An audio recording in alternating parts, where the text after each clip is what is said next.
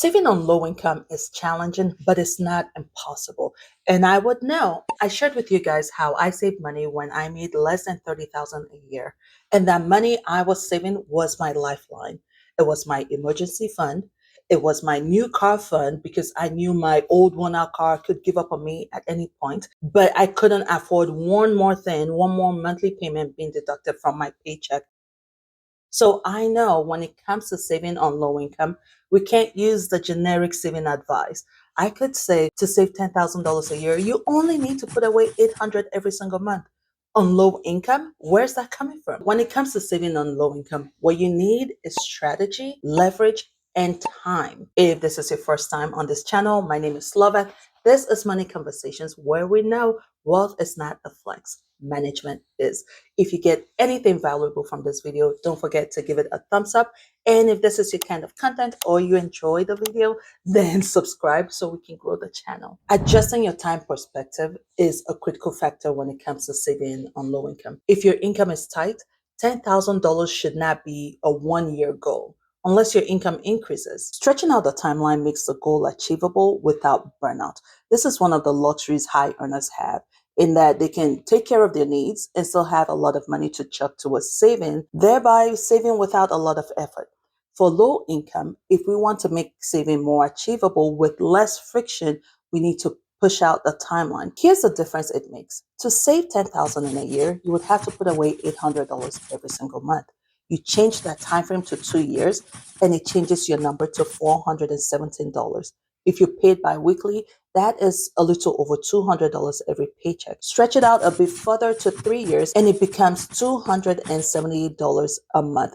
That is $139 per paycheck. Yes, 3 years is a long time, but if you're putting away that $139 per paycheck, in a year, in just 12 months, you would have over $3,000 saved. And that's with little disruption to your current lifestyle. So a key factor to saving $10,000 on low income, a realistic thing to do, is to adjust your time frame so you reduce whatever friction comes from chucking money away. Because on low income, friction is a real thing. And if you can eliminate the friction, then you are more likely to achieve the goal. And in 2 years, in 3 years, you have your $10,000. If you're serious about saving $10,000, then this money you're putting away has to be untouchable. This is non-negotiable and it remains untouchable. This is not money you use for your false emergencies. You know, those emergencies we convince ourselves that they are emergency just so we can spend. This money has to be out of sight, out of mind. So you are going to set up direct transfer from whatever account your paycheck comes into right to your savings. The moment your paycheck comes in, it gets transferred straight to the savings account. You could even go one step further and update your HR form so that we all do it online now. So it transfers the money right to the account without you even seeing it. Out of sight, out of mind. If you don't see that money, then you're more likely to leave it alone and let it grow. This also reduces mental fatigue. You don't want to rely on you to go in every single paycheck or every single month to move money over, because something will always come up and something will always justify why, you can skip this month. Remember, it's simple math. You skip a month and chances of you hitting that goal of 10,000 is very minimal. You want to eliminate every obstacle, every friction that keeps you from hitting the goal. So set up a direct transfer so that every month, without any effort from you, money is sent over to the savings account, and in 24 months, in 2 years, in 3 years, you have your $10,000. Another strategy to save on low income to hit this $10,000 goal is to make our monthly expenses more efficient. So we're not talking about your daily coffee or the money you spend here and there on Amazon. We're focused on this reoccurring every month expenses that we have to make. How can we make it more efficient? How can we squeeze the most that we can for less than what we've been paying? Take a look at your monthly expenses. Perhaps you can get a cheaper internet service plan, a cheaper cell phone plan. Your insurance. Can you go with a cheaper insurance plan without losing your coverage? Because the last time you got this quote that you're currently on was over 2 years ago. The point here is to minimize or decrease your monthly reoccurring costs. That makes a bigger impact on how much you have left over every single month. Then you can put that money towards your $10,000 goal. Don't neglect this step because even a little amount makes a huge difference. If you were to shave off $100 every month, that's $1,200 in a year. Shave off $50 from your current expenses, that's $600 in a year. That's significant because just last year, the Federal Reserve has statistics showing 40% of Americans struggle to cover a $400 emergency expense. I mentioned saving on low income takes strategy, timeline, and leverage. Here's the leverage part of this. You are not going to rely on just your paycheck to take care of this goal. It's wisdom to leverage any and everything possible to make it work. That's what I did. So you are going to take advantage of your tax return. You're going to take advantage of your bonuses, your commissions, your overtime, your cash gifts. If you were still blessed to have people giving you gifts, cash gifts, whatever it is, you are going to take advantage of every single opportunity that you can to throw money at this goal. It is the biggest and the hugest way to shave off a significant amount of that goal in no time. Your tax return, your bonuses, your commissions, your overtime is a good way to really cut down the time frame that it takes to save $10,000 on low income. So if you even got, say, $2,000 in tax return, right then you've shaved off 20% of the $10,000 goal. And so that 3-year time frame that you have, or the 2-year time frame that you have, you can hit that $10,000 before you even get to 2 years without cutting so much out of your monthly income. Another leverage is to find ways to bring money in. And like we've discussed before, no amount is too small. And this varies. It could range from selling items in your home you no longer need. You could also pick up extra shifts at work if you work hourly or paid hourly, and you can pick up just an extra 2 hours. Makes a big difference. Like we've discussed, an extra $50 goes a long way. You could look into pet sitting if you already have a pet. How about pet sitting? That's a good way to make extra change. Or babysitting even. That's a good way to make extra money. Or side hustle, freelancing. How can you bring in a little bit extra in every single month? That would really help you hit your goal. Back then, I picked up extra hours of work. Whenever there was overtime opportunity, I was picking it up. Even if the overtime was just an additional 2 hours a week, I can do 2 hours a week. I knew it added up. $100 every single month in 3 years is $3,600. Heck, in just a year is $1,200.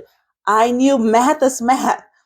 Just an extra $50, an extra $100, and I'm really knocking off that $10,000 mountain. A great leverage is to put that money that you're saving in a high yield savings account.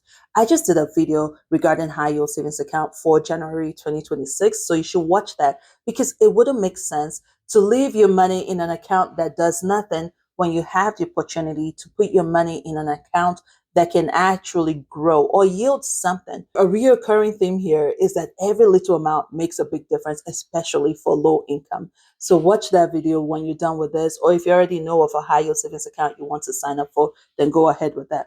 Now remember, a disclaimer, I'm not a financial expert, I'm not a professional, so use this information as you may. You don't have to go this step, you don't have to use a high yield savings account. There was no high yield savings account back when I was trying to save on low income. And in fact, I think Sophie was available. No, I don't think so. It may or may not.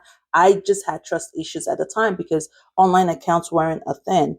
But if they had it then, if high yield savings account was a thing back then, oh, I would jump on it. I just wouldn't put all my money in there. I mean, put a third of it in there so that it grows for me while I hold on to the other 2/3, just to be on the safe end. Something that helped me out a lot back when I was trying to save money, especially because, when you say no to a lot of things, sometimes you need encouragement. When you say no to buying something, say no to going places, sometimes you need something to dry your tears. And what helped dry my tears was looking at my progress.